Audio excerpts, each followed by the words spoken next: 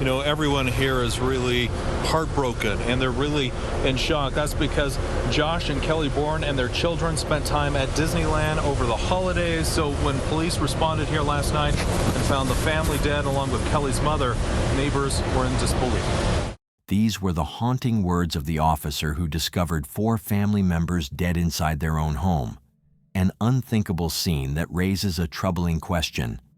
How do people who seem harmless end up at the center of such a tragedy? Was it buried childhood trauma, a sudden break from reality, or something far darker? These are explanations we've heard before, and today we'll examine them once again. On January 16, 2014, when a local police officer failed to show up for his 10 p.m. shift, concerned colleagues drove to his family's home on North 630 West Street. What they saw through the windows, blood on the carpet, spent shell casings scattered across the floor, hinted at a nightmare even seasoned officers struggled to comprehend. But before we explore how this tragedy unfolded, let's first get to know the family itself, because understanding who they were makes this story all the more important. Kelly Boren was born on July 21, 1981, in Northampton, England. Known for her quiet strength and thoughtful nature, she moved to the United States to study at Weber State University in Utah. It was there, in the early 2000s, that her life would intersect with a man who seemed, at first, like everything she could want. That man was Joshua Kenneth Boren. Joshua had been born on May 11, 1979 in Provo, Utah, a city about 45 miles south of Salt Lake City. His childhood had been marked by profound trauma. When he was just 5 years old, his father died by self-harm. His mother struggled with substance abuse and began dating men who, according to later accounts, mistreated Joshua in ways that would shape the rest of his life. By the time he was a teenager, Joshua had been sent to live with his grandparents, carrying a deep and festering resentment toward his mother for failing to protect him. Despite, or perhaps because of, that traumatic upbringing, Joshua seemed determined to build a stable life. He graduated from Eureka High School in 1997 and went on to attend Weber State University. It was there he met Kelly.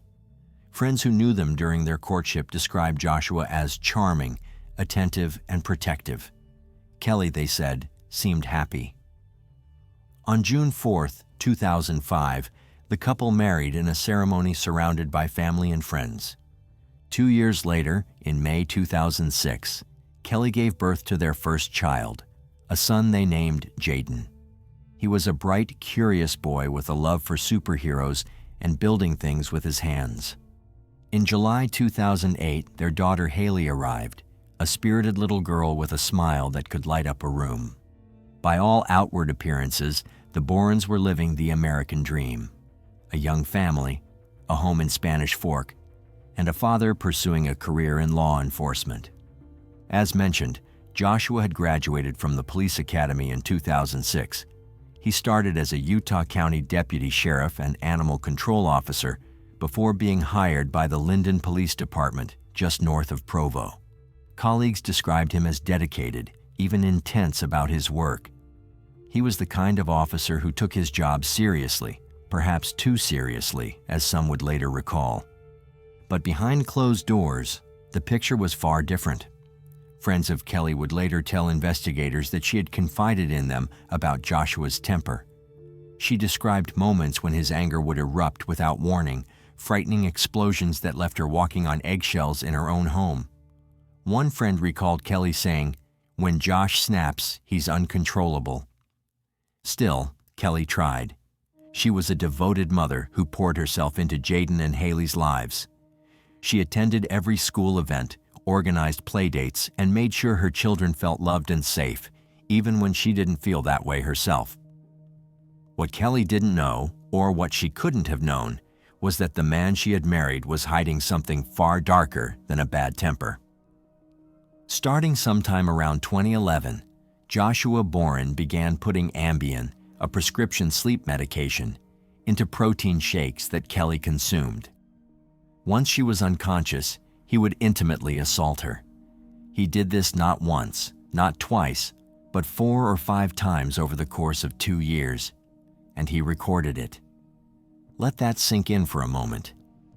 This was not a crime of passion or a momentary lapse in judgment. This was premeditated, repeated, and documented. Joshua Boren, a police officer sworn to uphold the law and protect the vulnerable, was drugging and assaulting his own wife while she slept and keeping video evidence of his crimes. In 2013, Kelly found the recordings. It's hard to imagine the horror she must have felt in that moment. The betrayal, the violation, the realization that the man she had trusted, the father of her children, had been abusing her in the most depraved way imaginable. Kelly's world didn't just crack, it shattered. In September 2013, she separated from Joshua. He moved into an apartment, but the separation was complicated. Despite everything, Joshua continued to visit the family home regularly. He spent time with Jaden and Haley, attended school events, and maintained the appearance of an involved father. From the outside, it might have looked like a couple working through a rough patch. But those closest to Kelly knew the truth. She was terrified of him. Kelly confided in friends that she feared Joshua's reaction if she fully cut him off. She worried about what he might do if she tried to take the children away. And yet, she also felt trapped, afraid that if she reported the assaults, it would destroy his career, expose her private trauma to the world, and potentially leave her fighting a custody battle against a police officer with resources and connections she didn't have. So Kelly did what many survivors of domestic abuse do. She tried to manage the situation quietly. She told Joshua's therapist about the assaults. She confided in a few trusted friends, but she didn't go to the police, not yet. Meanwhile, Joshua began seeing a psychotherapist for what he described as an addiction to intercourse and for marriage counseling. The therapist would later describe Joshua as a 3-year-old boy stuck in a big man's body, immature, impulsive, and deeply troubled. As part of his therapy, Joshua kept a journal. In those pages, he wrote about his obsession with rough physical activities, if you know what we mean, his fantasies about drugging women, and his struggles to control his impulses. He admitted to a lifetime of what he vaguely called inappropriate X activity. But here's the disturbing part. Even as Joshua was in therapy, supposedly working on himself, he and Kelly were also making attempts at reconciliation. They went on date nights. They even took a family vacation to Disney World in December 2013, just 1 month before the murders. To outsiders, it might have seemed like the Bornes were rebuilding their marriage. But if that were truly the case, we wouldn't be covering this story today. So, and it's kind of weird because you see this on TV, and then it happens to a neighbor. We decided that saying a prayer for the rest of the family was best. By late 2013 and early 2014, both Joshua and Kelly were living double lives, though in very different ways. Kelly had begun an affair with a man she met at her gym. Over the course of several months, the two exchanged approximately 13,000 text messages, some of them sent on the very day of the murders. For Kelly, this relationship may have represented a lifeline, a glimpse of what life could be like outside the shadow of Joshua's control. But it also gave Joshua ammunition. He knew about the affair, and he was furious. At the same time, rumors about Joshua's behavior were spreading. Kelly had told his therapist about the assaults. She had confided in friends. And in a small community like Spanish Fork, secrets don't stay buried for long. According to police, by January 2014, whispers about Joshua's criminal behavior were circulating among people who knew the family. It was only a matter of time before those whispers turned into formal accusations. Joshua was facing a reckoning on multiple fronts. He was about to lose his wife. He was likely going to lose custody of his children. He was at risk of being fired from the police department, and he was facing the very real possibility of criminal charges for drugging and assaulting Kelly. For a man who had built his identity around being a police officer, someone who enforced the law, who punished criminals, the prospect of becoming one of those criminals himself was unbearable. And Joshua Boren did not know how to cope with unbearable. Colleagues at the Linden Police Department had noticed changes in Joshua's behavior in the months leading up to the murders. He was more withdrawn, more irritable. One fellow officer became so concerned about Joshua's mental state that he urged him to see a mental health counselor. Joshua's response was chilling. He said there was someone else living inside him. That phrase, someone else living inside him, would haunt investigators later. Was Joshua experiencing dissociation? Was he trying to externalize his violent impulses, to separate himself from the darkness he knew was growing? Or was it simply an excuse, a way to avoid taking responsibility for the monster he was becoming? Whatever the case, the people around Joshua were starting to see cracks in the facade, and on the night of January 15, 2014, those cracks finally broke open. On that exact night, Kelly and Joshua exchanged a series of heated text messages. The conversation was brutal, filled with accusations, recriminations, and raw anger. Kelly told Joshua that she hated her life because of him. She said he had killed a part of her. She made it clear that she did not want to stay married to him. Joshua, in turn, responded with accusations of his own. He called Kelly a bad mother, a calculated insult designed to hurt her where she was most vulnerable. Kelly fired back, telling him she was going to take the children away from him. That threat, the threat of losing Jaden and Haley, was the breaking point. Joshua replied, "Don't involve the kids. They are innocent." The argument seemed to calm down after that. Joshua agreed to pick up the children the next day and drop them off at the family home. To anyone reading the messages, it might have seemed like the couple was de-escalating, finding a way to co-parent despite their anger. But Joshua wasn't de-escalating. He was planning. On the morning of January 16th, Joshua Boren searched the internet for two specific terms. The first was America's most brutal serial killers. The second was narcissism. Those searches tell us something critical. Joshua knew what he was about to do, and he knew it was connected to the darkest parts of himself.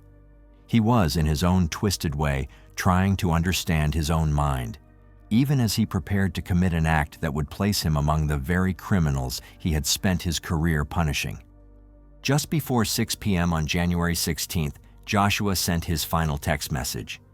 The recipient was his mother, the woman he had resented for years, the woman he blamed for failing to protect him as a child. The message read, "I hope you are having a good day. Have a long and healthy life."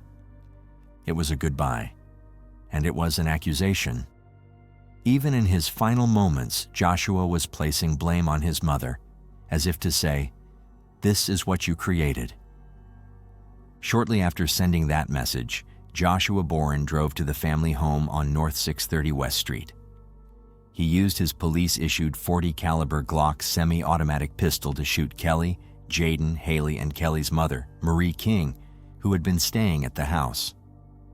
Then he placed the bodies of Kelly and the children on the bed in the master bedroom, a grotesque staging that seemed designed to create some final, perverse tableau. Marie's body was found in another bedroom.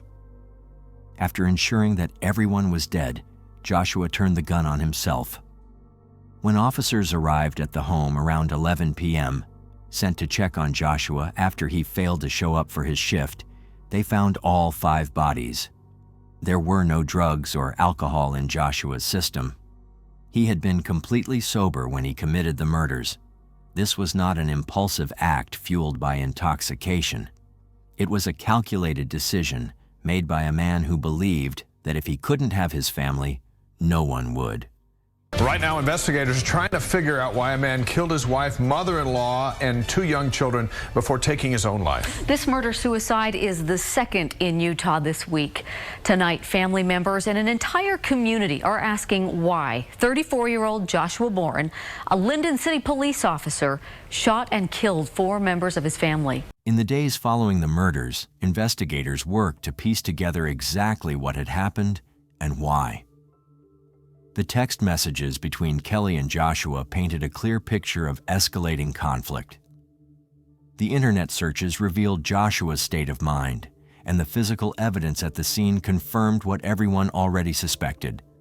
Joshua Boren had murdered his entire family before taking his own life. But the why was more complicated. Familicide, the killing of multiple family members by a single perpetrator, is relatively rare, but it has been studied extensively by researchers. According to studies, the vast majority of familicides are committed by white males between the ages of 30 and 50. Firearms are the most common weapon, and the killers often have histories of substance abuse, childhood trauma, and cluster B personality traits, narcissistic, antisocial, borderline, and histrionic features. Joshua Boren fit that profile almost perfectly. He was 34 years old. He used a firearm. He had a history of heavy drug use, including marijuana, methamphetamine, mushrooms, LSD, and cocaine. He had experienced severe childhood trauma, and multiple people who knew him described him as having an explosive temper, a need for control, and a deep sense of entitlement. Researchers have identified 3 primary motives for familicide: financial distress, a need for control, and revenge. In Joshua's case, the motive appeared to be a combination of the latter 2.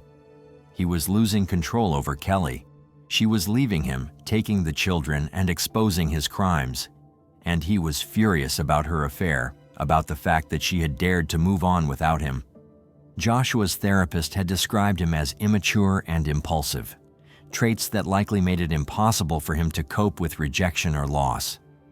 In his mind, if he couldn't have Kelly and the children, then no one could. It was a twisted, narcissistic logic that placed his own feelings above the lives of 4 innocent people. And here's the truly chilling part. Joshua had been trusted with a badge and a gun. The Linden Police Department had hired him despite his extensive history of substance abuse and admitted criminal behavior. During the hiring process, Joshua had been honest about his past.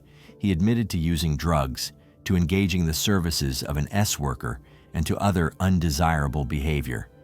But he had never been convicted of a crime, so the department decided to give him a chance. Critics would later argue that the police failed in their duty to properly vet Joshua. They dismissed his substance abuse history as inconsequential and ignored the obvious mental health red flags. While a police officer killing their entire family is extremely rare, it has happened in a few other cases besides the Borens.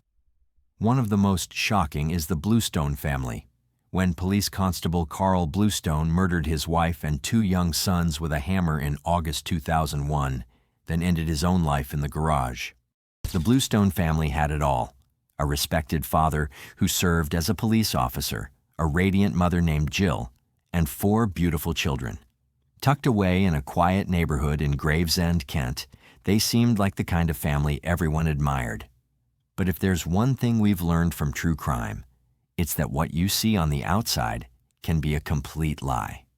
Because hidden behind the walls of that tidy home was a terrifying truth, one that would only come to light when 7-year-old Jessica Bluestone ran to a neighbor, screaming that her father was trying to hurt her.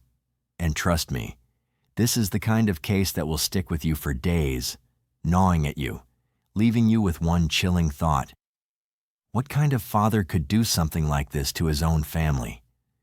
To truly understand how things spiraled so dark, let's first dive into the life of the man at the center of it all, the patriarch Carl Bluestone. Carl was 36 at the time of the tragic events, and let me tell you, he wasn't some rookie cop. He was an experienced, seasoned police officer with the Rural Support Tactical Team of the Kent Police Force in England. Born and raised in a small coastal town, Carl had what you could call a peaceful yet challenging childhood. His dad worked as a mechanic, and his mom was a primary school teacher. From a young age, Carl was known for his strong character and his sense of responsibility. He wasn't just a bystander in his community. He was involved, regularly volunteering for causes like supporting orphanages and taking part in local environmental cleanup campaigns. The kid was all about action. As a young man, Carl became obsessed with stories of justice and bravery, those heroic police officers you see in movies and read about in books. So it was no surprise when he decided to pursue a career in public policing. After completing his undergraduate degree in criminology in London, Carl joined the Kent Police Force, eager to make his mark. Now it didn't take long for Carl to prove himself. He quickly became known as an outstanding officer, especially in patrolling and emergency response. For the first 10 years of his career, Carl worked in the hustle and bustle of busy urban areas. But eventually he realized there was a need for a strong police presence in rural areas too. So, Carl transitioned to the Rural Support Tactical Team, where he specialized in complex cases, things like cattle rustling, poaching, and protecting rural areas from organized crime. As you can guess, Carl had a natural gift for connecting with the people in the communities he served. He earned their trust and cooperation, which made him a very effective officer. He showed great leadership and made smart decisions, especially in stressful situations. One of his biggest cases involved leading his team to take down a group involved in poaching rare animals, helping bring more than 10 people to justice. For Carl, being a police officer wasn't just a job. It was his way of standing up for what he believed in and protecting what mattered most to him. And of course, at some point, he must have thought, if I can protect an entire community, why not start building my own family? That thought slowly became a reality. In 1993, Carl's life took another significant turn when he met Jill at a social party in Kent. Jill, at 31, was a successful administrative officer at Basildon Council. With her intelligence, independence, and solid career, Jill was the kind of woman who naturally attracted attention. But it was Carl, with his calm demeanor and engaging conversational style, who really caught her eye. Carl, for his part, was immediately impressed by Jill's sharpness and strong sense of independence. She was the kind of woman who seemed to have everything together in life. It didn't take long before they started dating, and through their regular meetings, evening walks by the sea, and weekend trips, their bond deepened. By 1994, just a year after they met, they decided to tie the knot when Jill became pregnant with their first child. The wedding was simple, yet deeply meaningful. It was an intimate affair, with only close family and friends in attendance. The joy in the air was contagious as Carl and Jill exchanged vows, the smiles on everyone's faces a clear reflection of the hopeful future they were stepping into. After their wedding, Carl stayed with the Kent Police Force and slowly moved up the ranks. He was respected by his team and admired by many. Jill, just as hardworking, kept growing in her role as an administrative officer at Basildon Council. Together they worked hand in hand to build a life filled with love, stability, and success. They were the kind of couple people looked up to, strong in their careers and deeply committed to their growing family. At first, life felt almost perfect. The couple welcomed 3 more children, and with each new addition, their bond seemed to grow stronger. Their home was full of laughter, milestones, and memories. From the outside looking in, they were a picture of happiness. A loving mom and dad, 4 beautiful children, and careers that kept getting better. Friends and neighbors would often say they were goals. But sometimes what you see on the outside doesn't reflect what's really going on behind closed doors. As time passed, tiny cracks began to show in what seemed like a flawless life. These signs were small at first, hardly noticeable. But by the year 2000, things had started to change in a serious way. Carl, who had always been known for his calm and confident presence in uniform, was becoming someone very different at home. To his coworkers and friends, Carl still appeared kind and put together. But to Jill and the kids, he was becoming someone they barely recognized. At home, his patience began to wear thin. He started controlling things that didn't seem like a big deal, like where Jill went, who she talked to, and how she spent her time. What started as small comments slowly turned into strict rules, and those rules turned into threats. It didn't stop there. His voice, once calm and soft, was now full of anger. He began yelling during arguments, screaming so loud that it scared the children and left Jill shaking. Then came the violence. One night, while Jill was pregnant with their fourth child, they had an argument that got out of control. Carl exploded in anger and struck her, hard, hitting her shoulder and chest. She was left bruised, shocked, and afraid. That was the moment everything changed. From then on, the violence became part of their daily life. The man who had once protected communities was now the one they needed protection from. Carl's temper only grew worse. He would wave a knife in front of Jill, his hands trembling with rage, warning her not to test him. When things didn't go his way, he would throw objects, sometimes even in the direction of the children, just to scare them into silence. If Jill ever tried to leave the house during an argument, Carl would lock the doors, trapping her inside. The happy home they had built slowly turned into a place of fear. Jill, once full of confidence and joy, became quiet and cautious, always on edge. The children, too, learned to tiptoe around their father, hoping not to set him off. What once looked like a dream life from the outside had become a nightmare no one saw coming. By June of 2001, after years of walking on eggshells, Jill finally hit her breaking point. She had stayed strong for so long, but the pain, the fear, and the control had taken too much from her. It had drained her spirit. She reached deep inside herself, found the courage that had been buried, and made a choice, a powerful, life-changing choice. She told Carl she wanted a divorce, but instead of listening, instead of understanding that he had gone too far, Carl completely lost control.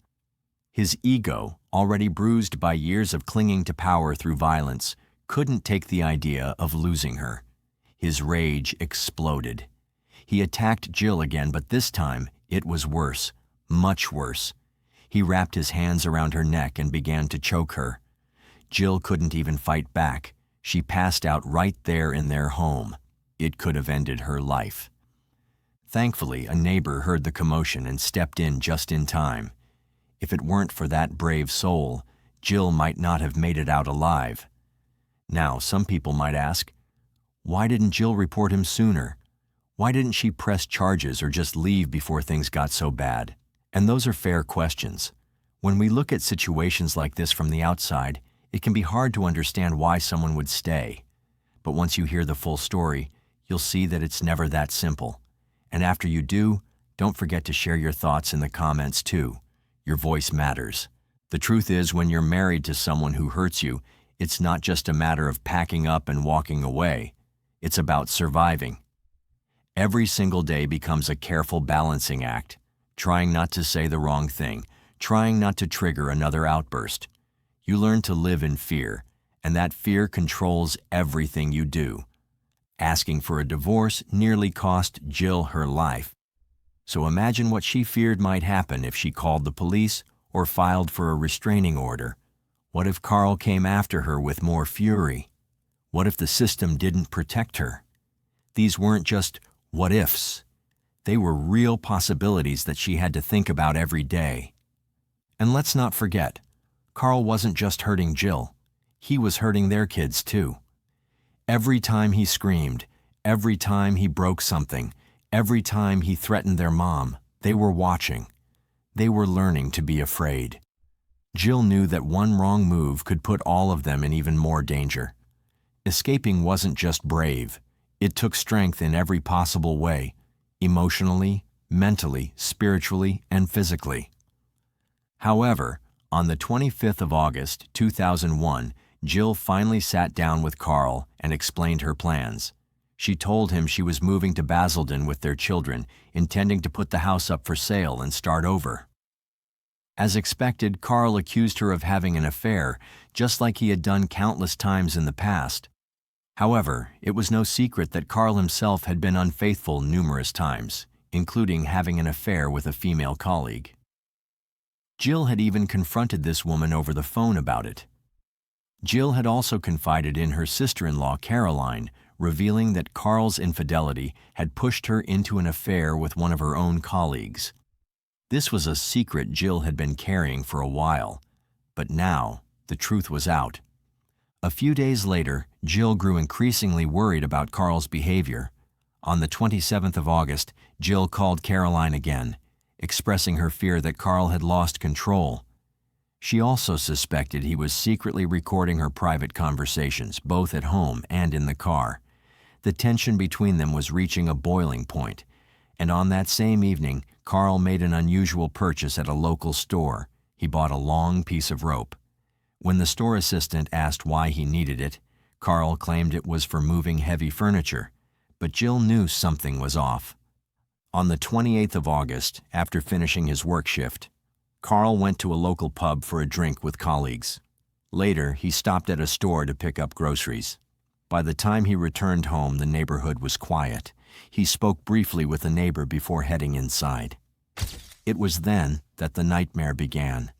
After watching an episode of The Bill, a popular police drama, Carl exploded in a fit of violent rage. Neighbors reported hearing shouting and a loud argument coming from the Bluestone house. Then, moments later, Jill's 6-year-old daughter Jessica appeared at a neighbor's door, panic-stricken and crying, saying, "Daddy's banging my head on the wooden floor. My daddy is hitting my mommy. Please call the police. I don't want Daddy to kill Mommy," Jessica cried, her terrified voice ringing out in the still night air. Her words sent chills through the neighbors, who immediately called the police. By the time the police arrived at the Bluestone home, they were met with a scene so horrific it would haunt them forever. Jill's body was found lifeless on the kitchen floor, brutally murdered with 13 hammer blows to the back of her head. Her 3-year-old son, Henry, was discovered at the bottom of the stairs, badly injured, with 10 hammer wounds to his head. The injuries on his hands showed that he had tried to defend himself against his father's attack. Baby Chandler, just 18 months old, was found in his crib, suffering from 6 blows to his forehead. Despite being rushed to the hospital, Chandler's injuries were too severe, and he tragically died. Jill's 7-year-old son, Jack, was discovered alive, but severely injured. He was curled up in a fetal position on the bottom bunk of his bed. Jack was quickly brought to the hospital, along with his younger sister, Jessica, who had bravely run for help. When paramedics reached Jessica, she was in a state of shock, repeatedly saying, "I can't get Mommy out of my mind," her words filled with grief and terror. Both children were rushed to the hospital, with Jack in critical condition. Meanwhile, neighbors had reported hearing strange noises coming from the garage. When police entered with flashlights, they found Carl hanging from a beam inside the garage. It was clear that Carl had taken his own life, a tragic end to a horrifying act of violence. Carl's death meant that he would never stand trial for the brutal murders of his wife and children, but an inquest was held to investigate the events leading up to that night. The inquest revealed disturbing details that raised questions about how the situation had been handled by the authorities. Jill had reported 4 separate incidents of domestic violence to the police, yet no action had been taken. In the first incident, Jill contacted the police after Carl had physically assaulted her during an argument. She had visible bruises on her arms and told officers that Carl had pinned her to the wall. She also mentioned that this wasn't the first time he had hurt her, but it was the first time she felt brave enough to make a formal report. However, instead of taking action, the officers noted it as a domestic disagreement and left the scene without arresting Carl or even issuing a warning. No follow-up was made. The second report came a few months later. This time, Carl had thrown a heavy household object, some sources say it was a chair, at Jill in front of one of their children.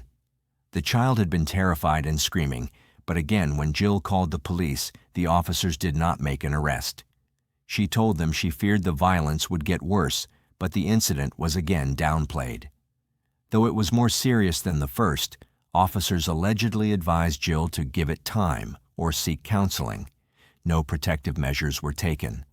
The third and fourth incidents were the most serious. On both occasions, Jill had made formal complaints and even provided photographic evidence of her injuries, as well as statements from neighbors who had heard or witnessed Carl shouting, throwing things, and threatening Jill. In one instance, a neighbor told officers that they had seen Carl dragging Jill by her hair into the house. The police actually acknowledged the seriousness of these cases and forwarded them to the Crown Prosecution Service, which is responsible for deciding whether charges should be brought in criminal cases. But even though 2 full case files were submitted to the CPS, no charges were filed. The reasoning? It was claimed that there was insufficient evidence, or that Jill might not be a reliable witness because she had once briefly returned to Carl after an incident. No one seemed to consider that victims of abuse often feel trapped or manipulated and may stay out of fear or financial dependence. Even more frustrating was the fact that, despite having 4 reports on file and 2 investigations that reached the CPS, no restraining order was issued, no social worker was assigned, and no safety plan was put in place. The police failed to treat Jill's situation as a high-risk domestic violence case, even though it clearly was. She was never offered a referral to a women's shelter, and Carl was never required to attend anger management or counseling. Domestic violence advocacy groups were quick to condemn the police for failing to take the necessary actions to protect Jill and her children.